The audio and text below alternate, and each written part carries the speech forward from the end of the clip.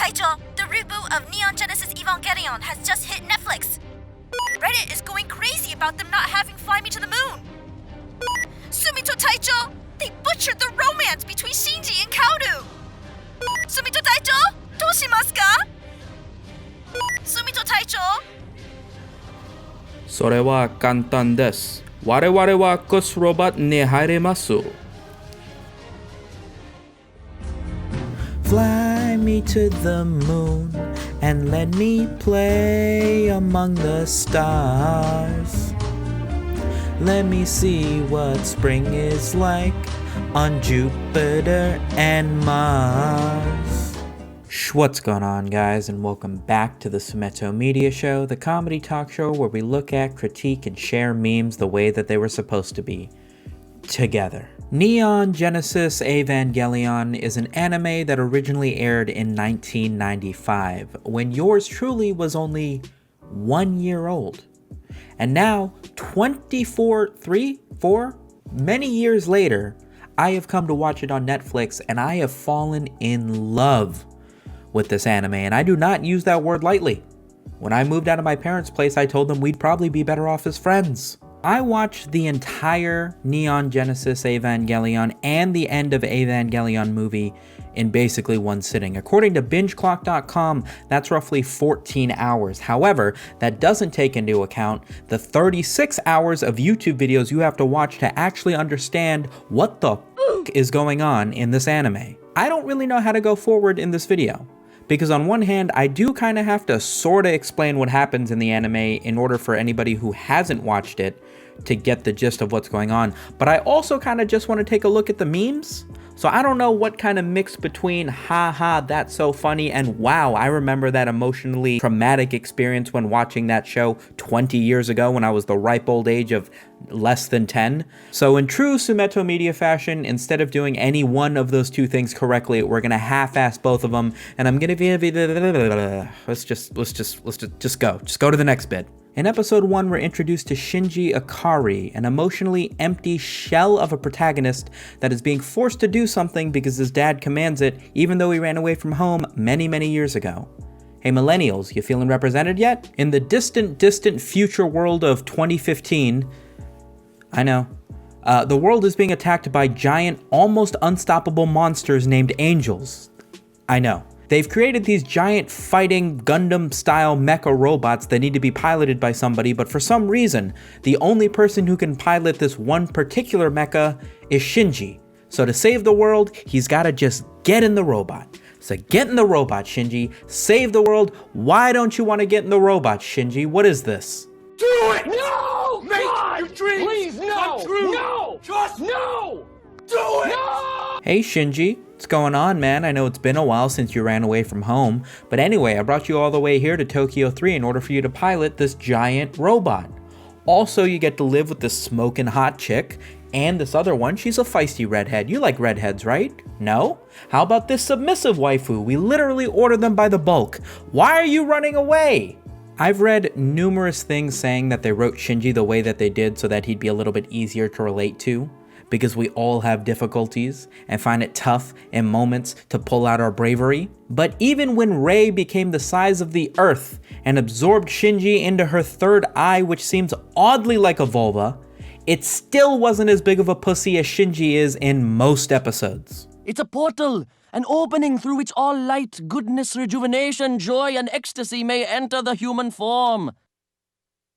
A vagina? Get out! This is a 14-year-old boy, right? Yup. And a kid like him is suddenly forced to save all of humanity while piloting a giant robot. Yeah. So it's entirely reasonable that a child would panic and complain about having that sort of responsibility that most people wouldn't even be able to fathom having to bear. Makes sense to me. If that's the case, then Shinji's just reacting like any normal person would, right? Nah, Shinji's a pussy.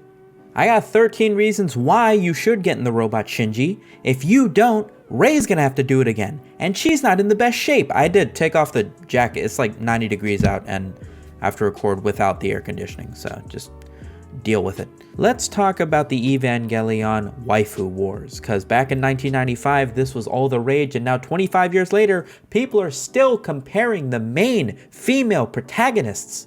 Who should Shinji end up with? We've got Rei Ayanami, which on one hand, she is sort of submissive. It is nice to have a woman in your life that just kind of agrees to whatever you want to do. Blue hair, that's a plus. On the other hand, she doesn't have a soul. And I think technically she's a clone of your mom to some extent. So next we've got Aiska Langley Soryu, a German babe, right? You know what that means. Deep psychological issues from watching her mother take her own life in front of her. Again, pros and cons. She is a very good Eva pilot up until... Mama! Now I understand the meaning of the AT field. You were always protecting me. You know, that. And then finally, Misato Katsuragi, the only one of your options that isn't 14 years old in the anime.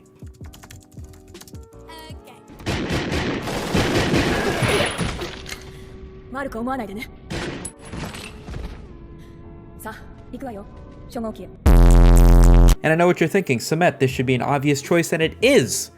You should be picking this giant blue tetrahedron. I really don't get this. I really don't get this meme. I think it's supposed to be a joke on just how little personality Rei has and how there's some sort of following for her to be the girl that Shinji ends up with, even though none of that makes sense. But they have so many well-designed angels in this show. There's like monsters, there's a thing the size of the earth, there's Kuwaru. What are you guys getting out? It's like a giant pyramid thing. What? All right, I've given up trying to explain the plot to you guys. It's on Netflix. If you want to watch it, watch it. I would say you should probably be over the age of something, but I feel like most people watched it when they were like nowhere near the age you should be watching an anime like that. So fuck it. You've been exposed to the internet. You're watching my videos. You're grown enough. You have my permission. Not that that means anything. Let's just hop into some memes. In like the first 5 minutes of the end of Evangelion movie, Shinji jerks off to an unconscious Asuka. I would love to ease this fact into you learning this just now. I'd love to talk about the pent-up becoming of man and sexual frustration Shinji must be dealing with, combined with how alone he feels given the mental and physical state of Asuka in this moment, but the internet doesn't give you all that context. They kind of just roast the kid for jerking off, so that's what we're gonna do. Oh look, this must be an alternative cover poster for End of Evangelion.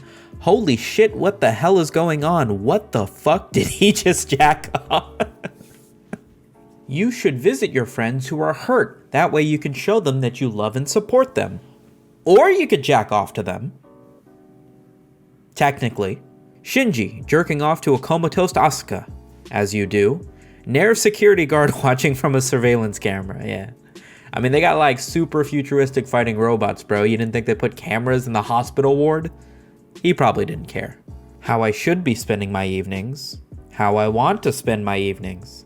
How I think I'll spend my evenings. And how I actually spend my evenings. Yo, this anime is so accurate. Netflix decided when they picked up the exclusive streaming rights for the movie to completely redub the entire thing, which means retranslating something that was written in Japanese. Normally this doesn't really matter, however there are a couple keynotes that they missed. One of the key ones being when Kuwaru tells Shinji that he loves him, they've now changed it to him saying, "You are worthy of my grace." Did they do it because they didn't want them to be gay? Are they bad at translating Japanese? Find out next time. You're gonna find out right now. Did Neon Genesis Evangelion become legal to watch? Yes. What did it cost? My love. It's like they're so afraid. Guys, what is it that scares you about Kuwaru? Is it his steely eyes? Is it the fact that he's the soul of Adam and could literally start the third impact and eliminate all of humanity? It's probably his eyes. Oh, Kuwaru just posted a picture with Shinji. Shinji, we look so much like a couple here. Netflix, yeah, a couple of besties. This is so good.